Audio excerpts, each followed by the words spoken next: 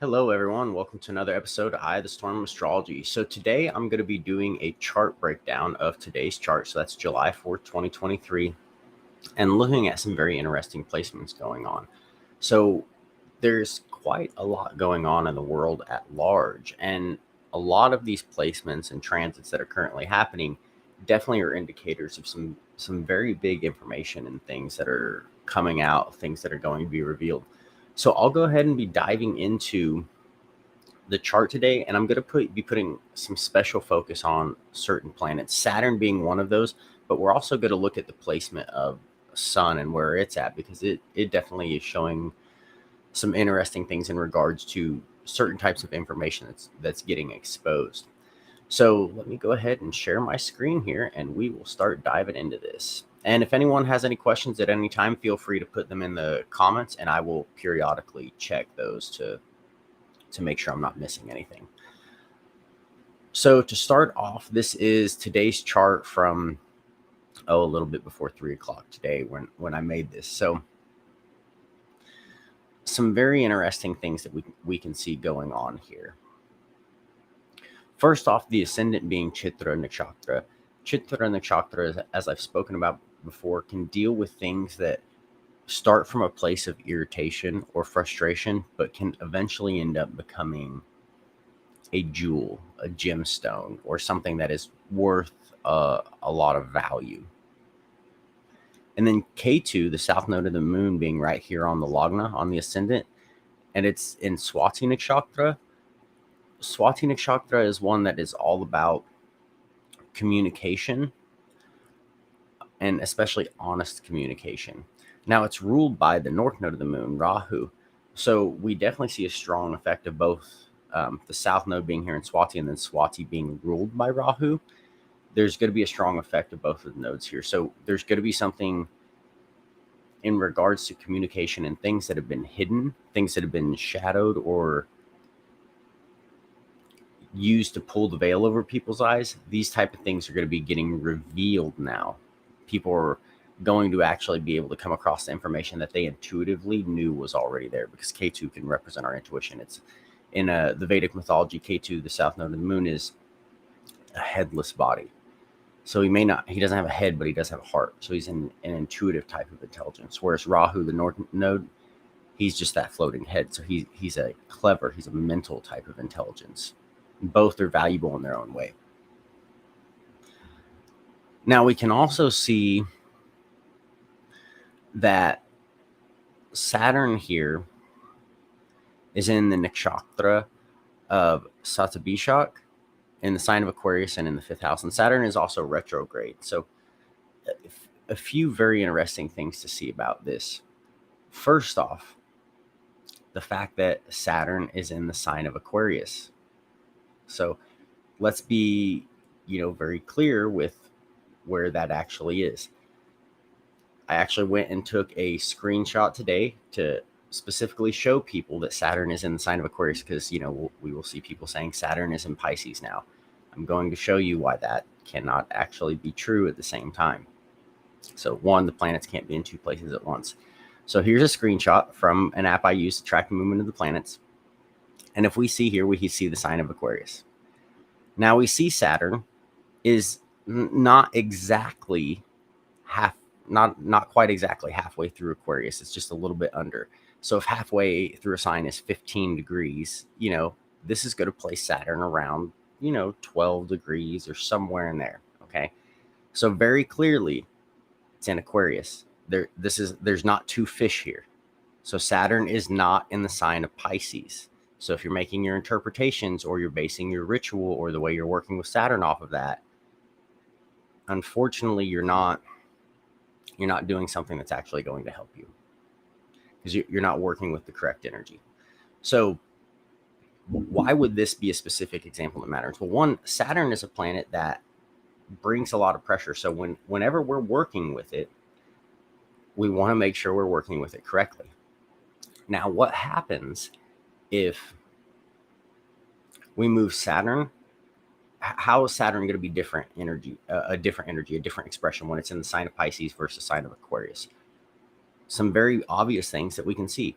Well, one, if it's in the sign of Pisces, not only is it in a sign that is ruled by Jupiter, which Jupiter and Saturn in Vedic astrology, they're enemies. So it's not very happy there. Okay, that's not a sign that it's friendly with. It's also going to be dealing with a lot more like emotional type of things, creativity, and feeling the pressure to be isolated, to dive into spiritual matters, these type of things. Now, Saturn in Aquarius, well, what planet rules Aquarius? It's Saturn.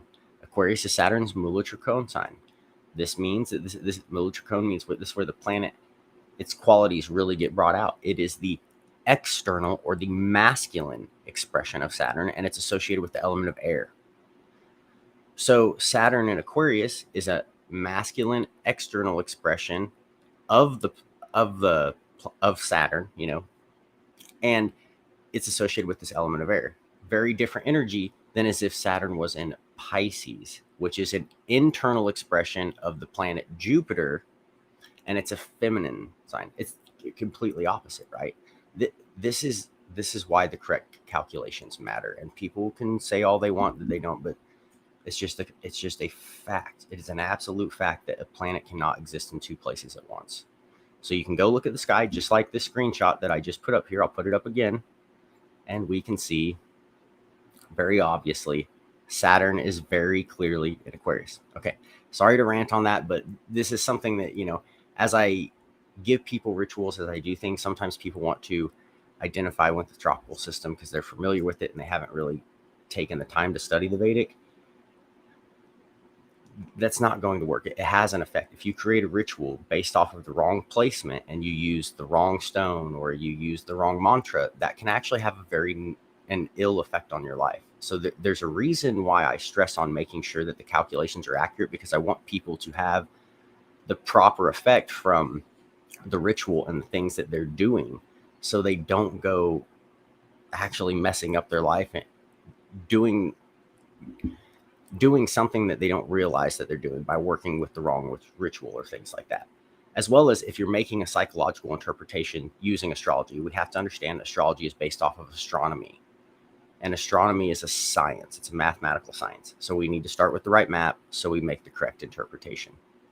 And Saturn is just a very great example here, being between Aquarius and Pisces, because there's such a difference going on there. Now, let's continue to look at this Saturn in Aquarius and see what we can see from this. So Saturn in Aquarius, especially when Saturn goes retrograde, few things are going to happen. Whenever a planet is retrograde, it's going to act as if it's looking back. So you can kind of imagine it as if it's looking back towards the previous sign. So Aquarius being the sign of the larger social network circle, the world and society as a whole, we can see the energy of Saturn looking backwards here towards Capricorn. And what is Capricorn? It can represent the government and things like this.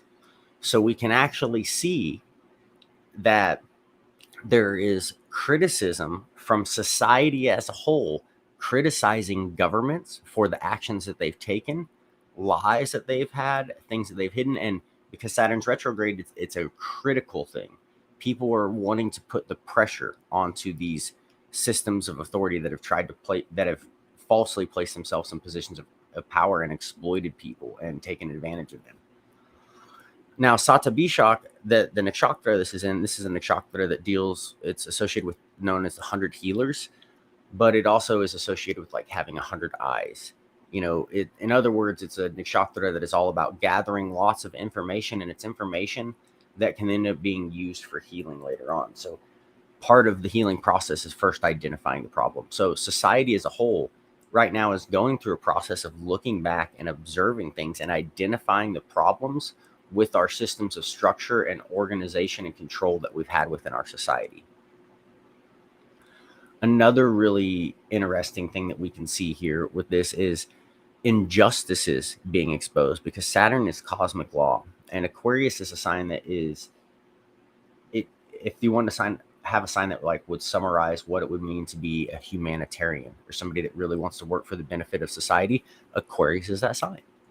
So when Saturn comes here, this is, and it rules Aquarius. This is where it really does well. This is where cosmic law goes outward. This is where society actually starts applying these lessons and saying that we are seeing and observing things that were violations of natural law, of cosmic law, and we're not going to stand for them anymore. We're not going to fucking tolerate it anymore. Enough is enough. This is a type of energy that's going to be building up and coming here. And keep in mind that Saturn stays in a sign for 2.5 years. So this is something that's going to continue to build, and we're going to see developments and things happen, especially as events like the next eclipses that are coming up in October. I actually did a video yesterday. You can go back and check that on the next eclipse happening on October 14th, and doing a breakdown of what we're going to be seeing in regards to that. But it's a lot of this very similar theme. Now, something else here that I want to really highlight, and it is this Sun and Mercury conjunction in the sign of Gemini. This is occurring in the 9th house, and Sun is in the nakshatra of Ardra. Mercury is in the nakshatra of Punarvasu.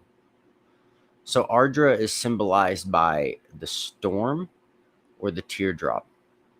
It is Rudra's nakshatra. So for those of you who aren't familiar, each of the nakshatras is ruled by a Vedic deity. It's said to be their home. Rudra is Lord Shiva. So this is Shiva's nakshatra. But Rudra is the destructive form of Shiva. He is the destroyer. He is the essence of everything that it means to destroy. The root name Rudra even means the howler, the wailer. So Ardra is a nakshatra that can deal with a lot of sorrow. The type of things that feel like a storm. They can be very difficult to go through. It can deal with things that are outside of the norms of society. Just like the Agoris, the people who worship Shiva, they live in the cremation grounds. They smear the ashes of dead on them. They drink out of human skulls. Like it's an unusual type of energy. Okay. So it's something that's not in the norms of society. Now, every nakshatra has a desire and a need for certain things in order to be able to fulfill that desire. So Ardra nakshatra, it's associated with hunters, but specifically hunters who hunt the hunters, or they are the destroyers who destroy the destroyers. Okay, so there's this element of using this destructive energy, this destructive force for a proper reason. This is something that we can see with Ardra nakshatra, especially in this like third pada that it's placed in. It is absolutely something we can see there. It's very, very strong in the third pada. Now, Mercury in Punarvasu is the nakshatra that follows Ardra nakshatra, and it's symbolized by the sun coming out like after a storm. Okay, so if the storm is like this cleansing process, it's this destructive process.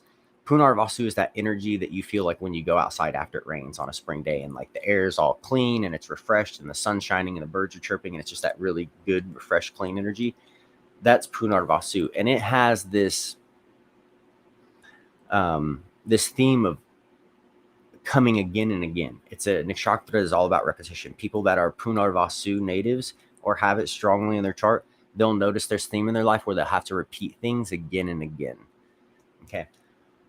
So what we can see here with this conjunction going on is, first off, we're all going to learn some things in regards to certain information. Now, because this is coming from the 9th house. So the 9th house deals with teachers and information and higher spiritual truths. So we're going to be getting some information. This information is going to affect humanity's soul as a whole. It's going to be something that makes people have to feel a storm. It's going to want to make them howl, scream. It's something that's really going to hurt. Okay. But it's for purpose. It's a destructive storm that is meant to cleanse and to transform and to transmute. So when we see this, it's going to change our view of how we see ourselves and how we can see other human beings even. Then Mercury here in Punarvasu, it's going to be communicating the message that even though all this is going on, there's light at the end of the tunnel. that this storm, that we need to go through this storm in order for this cleansing and this purification to happen. So we can see this applying to a lot of different areas in our world right now. Like even a great example of like looking at with that Saturn energy I was talking about and people questioning governments, look at the scandals going on with the Biden crime family and the things going on there, and things being revealed about all the jabs and all the different things that are going on where people have been lied to en masse. These things are being looked at, these things are being revealed. A lot of this information, as it's communicated, it's going to shake a lot of people up, especially people just coming on to this type of realization. Those of us who may have been looking into these type of things for many years, this is nothing new, and it's really good to see the stuff finally getting exposed in the way that it is now. But it's still a very difficult thing to go through, and a lot of people who haven't looked at these things yet, they're definitely going to be very shaken to their very core, to their very soul by these things. So a great example of this is actually the movie that is coming out today called The Sound of Freedom. And for those of you who aren't familiar, I encourage you to go look up a trailer for it and everything. Go check it out. It's being released today, which is, there's a reason it's being released today. It's because these placements specifically are here and everything. This is what it deals with. So it's a movie that is all about the human trafficking industry, specifically child trafficking. And it is all about the story of this man who goes in there and he helps save this child. And it gives you a glimpse into the world of how serious of a problem that this really is. And the goal of this movie, it's based on a true story. And the goal of it is to really expose this and how terrible of a problem it really is, and to try to draw attention towards it. So we as a society can go through that storm together and we can fix these things. So Sun and Ardra Nakshatra, we can see that this movie is about a person. The sun represents our solar ego. It's about a person, and it is telling his story. This is Mercury, of how he went through this storm in life. But because he's went through this, he has put pedophiles in jail. He saved children. There is a light at the end of the tunnel. Now, these are things that are definitely very shocking for a lot of people to learn about. But this is absolutely something we can see going on in this chart here. Now, another thing that we can see as an indication of this is this Mars in Magha Nakshatra. So Magha Nakshatra, which is the first nakshatra in Leo, it is a nakshatra that can deal with service, but karmic services. Okay. And this is going on in the 11th house, the larger house of society. With Mars here, it's showing that as a society, we're having to deal with some karmic issues of having a call to take action, to fight things that shouldn't be done, to expose things that need to be exposed. These type of things is absolutely something we can see with this Mars coming in here as well. And a Mars in Leo is all about, well, what is your kingdom, and what are you willing to fight for? What are you willing to protect? So you keep in mind, you can keep in mind this interpretation applies to both that context of that movie that's coming out, but as well as what's going on in whole. We can see the things in regards to government corruption being exposed. There's a lot of different investigations and inquiries going on. Recently, with Dr. Greer's press conference, a lot of information has been exposed. And if you guys aren't familiar with what I'm talking about, I actually went and did a chart breakdown of that too previously. So go check that out. And I really get into the details of all that. But some very interesting things to see here. Now, another quick thing to look at in regards to like this birth chart here is this moon in Uttara Ashada. So it's sitting in the sign of Capricorn, and Uttara Ashada is Nakshatra that it means the ultimate victory. Okay.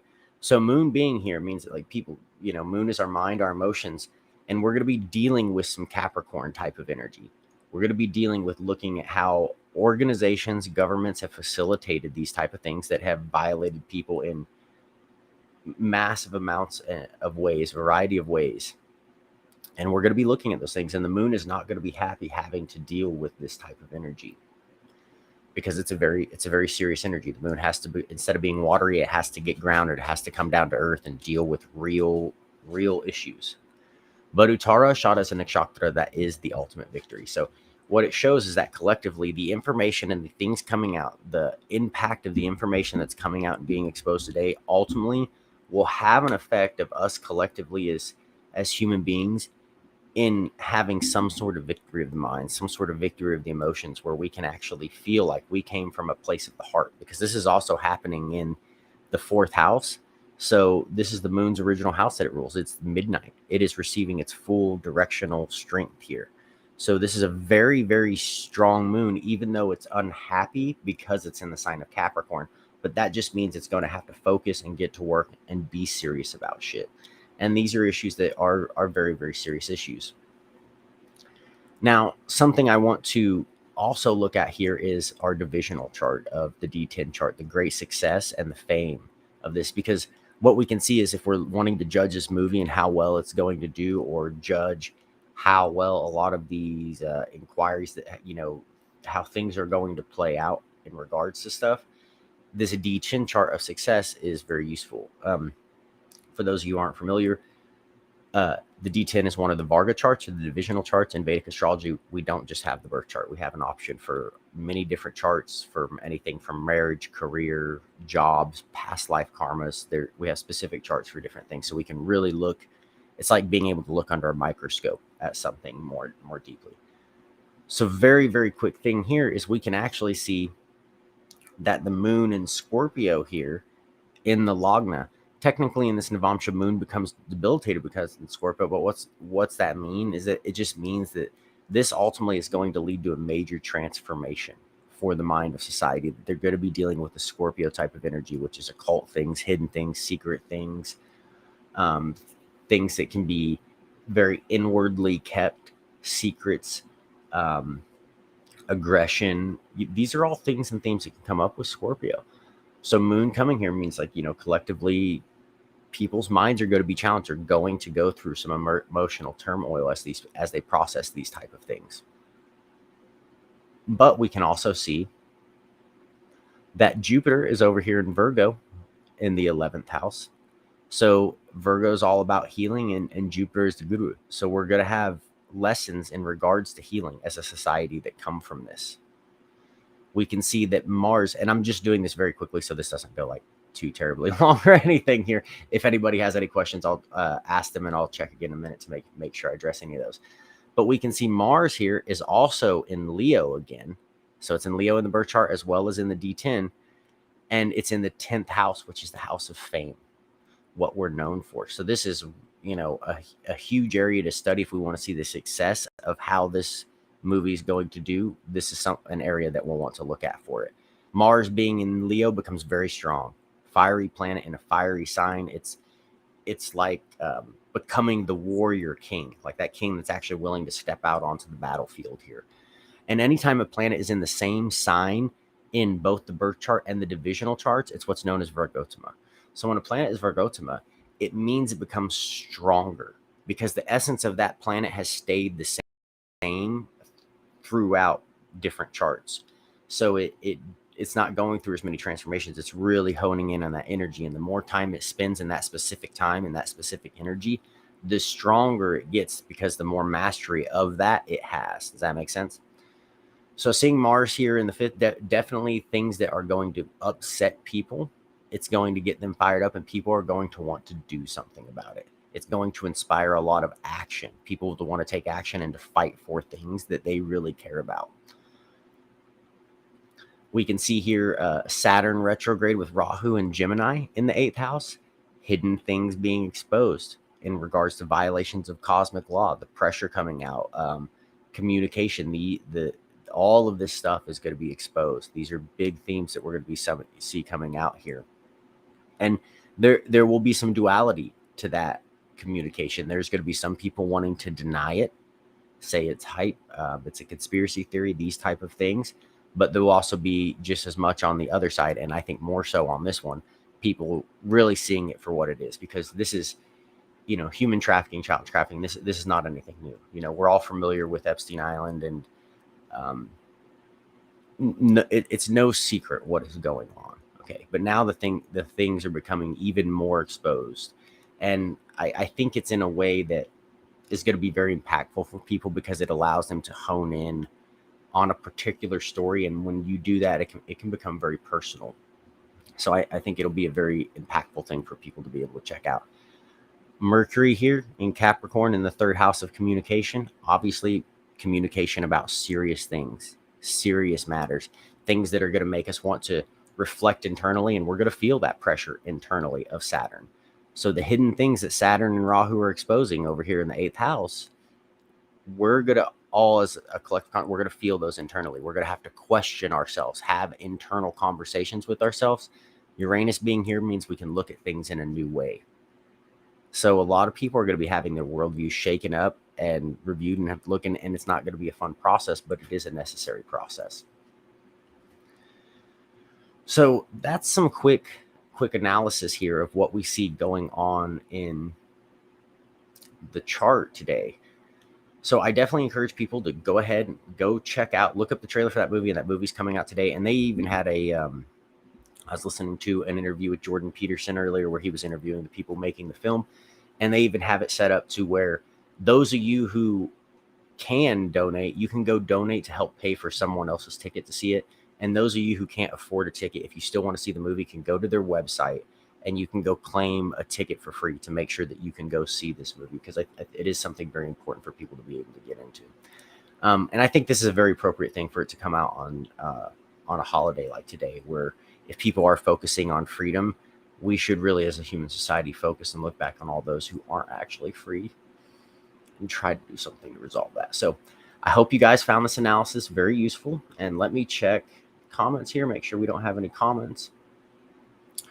And nope, I think we're good to go on there. A couple quick little things here. If anybody is actually interested in getting consultations, any things like that, I have different things available right now. You can actually, sorry, that's not the one that I want. I have ritual sales going on right now for half off. So if you want a personalized ritual for your chart, if you want to be able to work with the Saturn retrograde energy or anything specifically in your chart, you can reach out to me. All you have to do is scan the QR code and it'll take you right to the link to be able to look at that on my website. So I hope you guys found this valuable. Check this out one more time. Yep, no more content. Okay, cool. Yep, we're good to go then. So thanks for tuning in, guys, and I will see you on the next one.